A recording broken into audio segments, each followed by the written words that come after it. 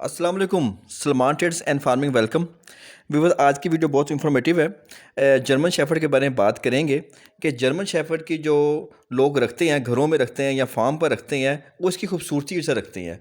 और जो इसकी खूबसूरती होती है वो इसके कानों के खड़े होने की वजह से होती है। बहुत जर्मन शेफर्ड होते हैं जिनके दोनों कान ही बैठे होते हैं या एक कान बैठा होता है।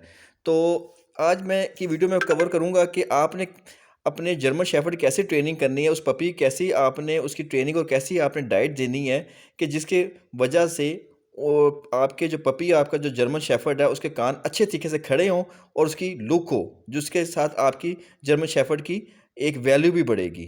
तो शुरू करते हैं। तो सबसे पहले आपने करना ये है कि कोशिश समझना इस चीज़ को कि जो कान खड़े होते हैं कानों पे भी एक हल्की सी एक बोन होती है, जैसे कह लें आप, हड्डी ही होती है बारीक सी, ठीक है ना। तो वो कैसे बनेगी? कैल्शियम से बनेगी। लोग क्या करते हैं, बाज़ का ध्यान नहीं करते, सिर्फ फीडबैक ले आते हैं और फीडबैक देते रहते हैं। जो बाज़ार का फीडबैक होता है बाज़ हल्की क्वालिटी के होती हैं, उसके अंदर कैल्शियम की मकदार नहीं होती, विटामिन की मकदार नहीं होती, जिसकी वजह से इनकी कैल्शियम की कमी रह जाती है।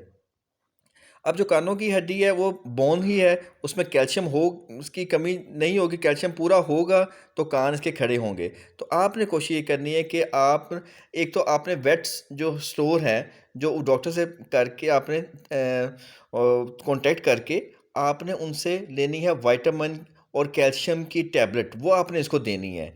उससे इसकी कैल्शियम कमी पूरी हो जाएगी। फिर डाइट एक ऐसी रखें जो मुतवाज़न ग़िज़ा हो, जिसके अंदर दूध भी हो, रोटियां भी हों और चिकन बॉयल करके भी दें। उसके बाद फीडबैक भी दे दें, कोई इशू नहीं।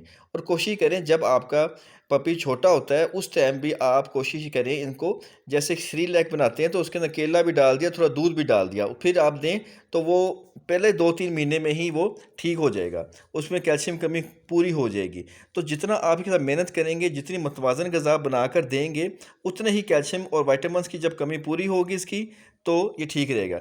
फिर कोशिश करेंगे बच्चों को ज़रा दूर रखें। बाज़ का बच्चे क्या करते हैं, कान इनके खींच देते हैं। कान खींच देने की वजह से इनकी कान की हड्डी टूट जाती है, तो वो कान जब गिर जाता है तो फिर आपके लाखों का जो पपी होता है या डॉग होता है उसकी वैल्यू ज़ीरो हो जाती है। तो किसी दूसरे दोस्त के या किसी और बंदे से भी ना इसको इंटरेक्शन कराएं कि वो कान की हड्डी खींचे या कानों से पकड़ के खींचना शुरू कर दें, ठीक है। तो ये एहतियात करनी है, 2-3 चीज़ों का एहतियात करेंगे तो आपके पपी के कान ठीक रहेंगे, खड़े होंगे सही तरीके से। उम्मीद करते हैं आज की वीडियो आपको पसंद आई होगी। नेक्स्ट वीडियो तक के लिए अल्लाह हाफिज़।